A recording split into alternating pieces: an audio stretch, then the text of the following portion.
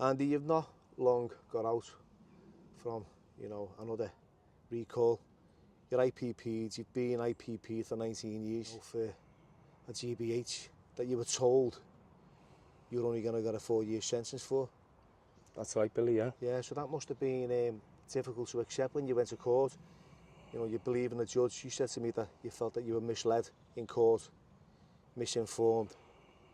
You went downstairs believing that you'd get, just under a 4 if you pled guilty. And then when you came back up, you'd ended up with this IPP. But you were told you only had a year. And how long left? 99 years. Yeah, but how long did you get told you had left by the judge? 1 year, 55 day tariff. 1 year, 55 day tariff, and that was your release date and you were going to get out. And that was you thinking, okay, there's a little bit of hope there on the horizon. That's right. And then you went back? I went back to, well, the SOs called me back into the office, told me, said, pack your kit, you're going on to the lifer unit. Yeah, because I was given 99 years and I was deemed a risk to the public and I would not be released until they thought it was no longer a danger to the public.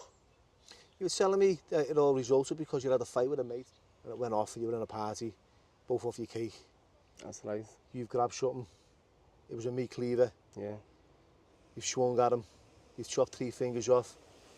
Severed his hand, yeah. Severed his hand. That's right. Did you mean to go to that length? No, I didn't. Did you feel threatened at the time? Yeah, I did.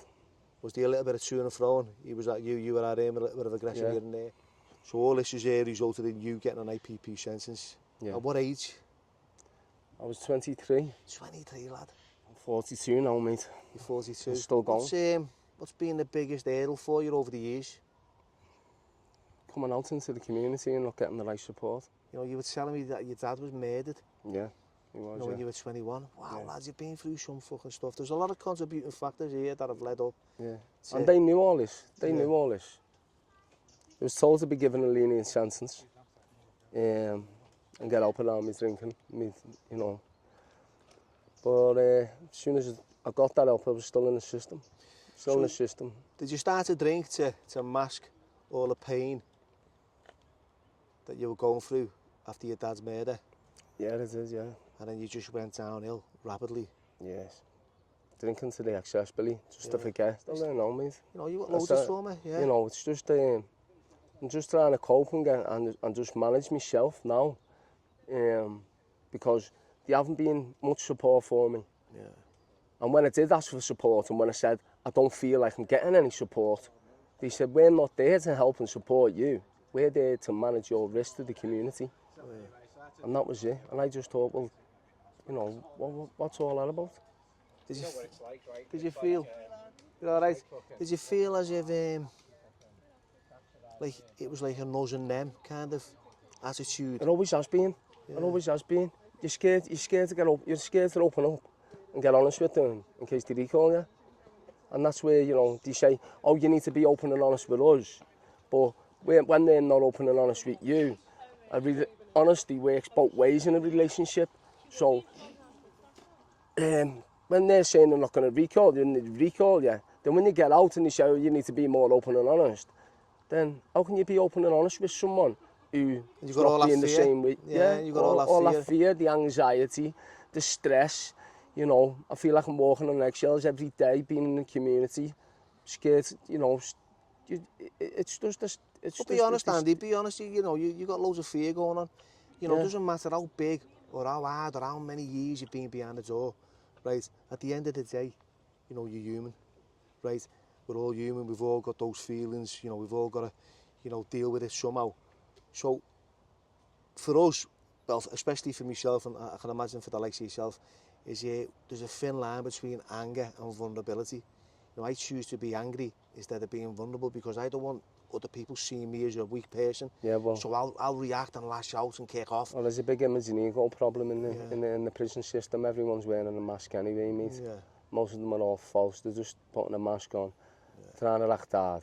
You know what I mean? We know that, As soon as the door's shut. That's, yeah. And, they're sitting with them feelings. They say, right, you can fool a baker and get away with a bum, but if you fool yourself, you'll end up with none. And I didn't understand that meaning until I was always hiding and fooling and kidding myself, You know, when I read this book, my first biography, the fear of getting honest and open about my life was quite difficult, but it did, and it became more attractive to an audience out there. And I think that's what, you know, I'm trying to gauge here. I'm trying to get the Get an understanding. Get an understanding, and you get people to know that, like. Billy, what I want people to know is that out of 7,000 IPP prisoners, 91 of them have committed suicide. 4 of my friends committed suicide in there, mate, with no hope, no release date, got nothing to live for. You know, it's been abolished. It's no longer deemed to be a sentence. It's being classed as barbaric. It's unlawful.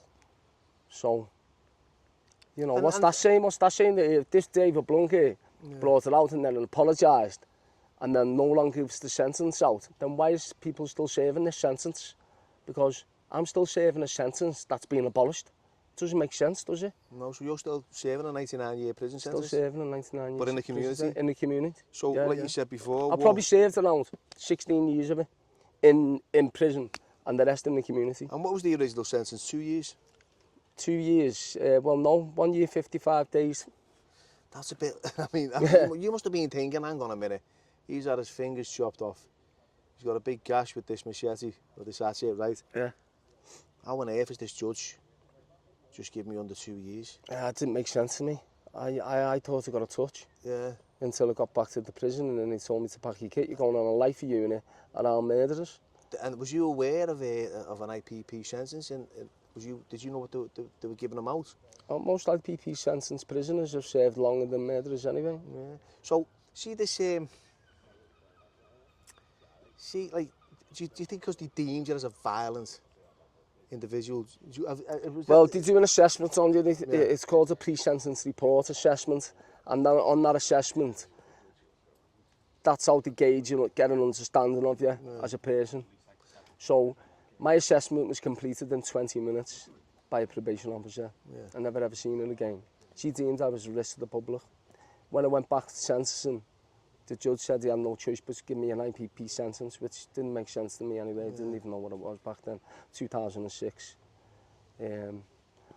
Yeah, so I was really confused. I wasn't even told, you know, what this sentence was all about. Yeah. What's your criminal background like? Is it This was violent? my first custodial sentence. Your first custodial sentence, and you got an IPP? That's right, lad, yeah.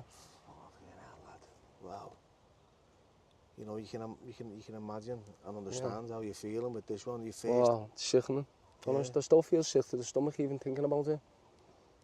It's just a young man, you haven't even started your life. No. You've had loads of trauma, loads of stuff going on, there's loads of mitigating circumstances. Okay, it's a very severe, you know, it's a crime, lad. You know, what I did, I know it was wrong. Yeah. You know, I knew I shouldn't have done it. And have you had any history of violence before? ABH when I was 16. Was that it? That was it, yeah. I thrown frozen apple pie at some fella and hit him right in the eye. And that was frozen apple pie? Frozen apple pie, yeah.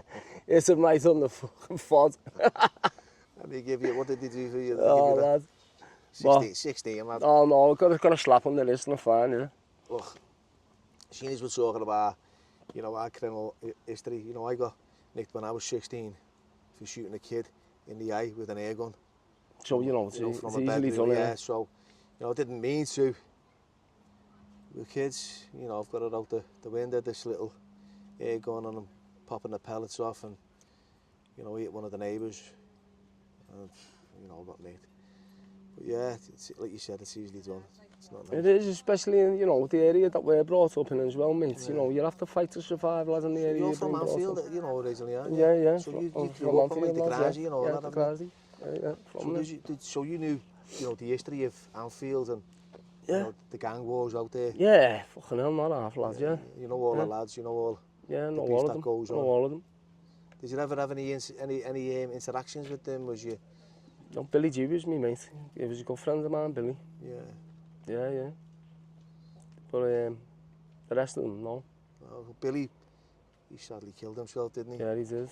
How did you feel about that? Sad. Was he a decent kid, Billy? Billy was a good lad. Knew. He was. Yeah. He was a really good lad. Really good lad. I just don't think that he was the person to open up, talk about things, his feelings and emotions. He wasn't that sort of person, you know. I know someone said to me once, oh, you've got to be really brave to kill yourself, but you haven't. You've got to be right out of your mind. Oh yeah, You've got to have absolutely lost your mind. I think most people who do commit suicide struggle with opening up to people, telling people how vulnerable you are. Now, this is the way I see it. If you get vulnerable, you get help. Yeah. If you don't, you die. And that's it. You either get busy living or you get busy dying. Straight tough. And that's, you know, I totally agree with that, mate. There's too many men out there who, you know, keep a lot of that shit inside, you know, and risking your vulnerability, you know, with another human being is a big thing, you know, because you're putting expectations on how they'll react. Will he laugh at you? Will he buzz off you? Will he tell your mates? Yeah. You know, who else will find out? It's like when I went to jail, right? I went on a 2052, right? It was like a suicide watch, and I only went on a 2052 to get on my pad, right? So okay. I'm on the buzzer, I'm on a listener. Yeah. I know fucking blah blah on the trees. He's got a bit of gear for me. I can't get off the fucking pad, right? The only way to do it is boom on the buzzer. I'm feeling suicidal, bang, you're on a 2052. Yeah, but people are still committing suicide even when they're on an act, though, Billy, as well. Yeah. Not only that, they see that as a form of manipulation and think that you just at the bollocks because you just want more. Yeah, well, I was at the bollocks back then because I was always on the graft. I was always talking to time and navigating my way through the prison system, you know, and I take advantage of these little things that I could get away with. But like you said, there's people who are on an act. Who are genuine. You are genuine. You are very genuine, yeah. And they've managed to take their own life and they're on a every hour watch. Yeah. There's fucking goldfish bowls. But most of the time, they haven't even done the watches. And that's why that's why these people are committing suicide. And it's sad. Last time I went to prison was in 2017. Right, sorry, 2018 it was. February the 6th. Oh, sorry, February the 15th, 2018. And it was a total different ball game. Yeah, you know, it's changed massively. They had see-through cells. Yeah. Fish bowls. That's right, lads, yeah. Put the vulnerables in there and you can watch them all day long. Be watched all day long, yeah. Yeah. So, the LK is shit, and you know, the LK is terrible as well in the prison system. What about your the kids like that? What about your bevying? Sorry, let's start again. Me drinking. So let's say like your addiction, right? Okay. So your addiction now, you've hang on, let's get this right. So tell me about your addiction now. How are you coping with it? I manage my addiction by going to meetings, AA meetings, and the Brinking Sound, which is a great place to meet people. You're feeling a lot better now? Feeling much better, yeah, much better. And how do you feel a bit hopeful for the future? Now that you can like go somewhere where you can open up. Oh, much better, much better, lads. So what would you encourage other people to do? Reach out, engage. You know, look out for support, open up, get vulnerable. It's right, Andy. With that, Andy, thanks, mate. All right, Bill. You say that, lad. Good.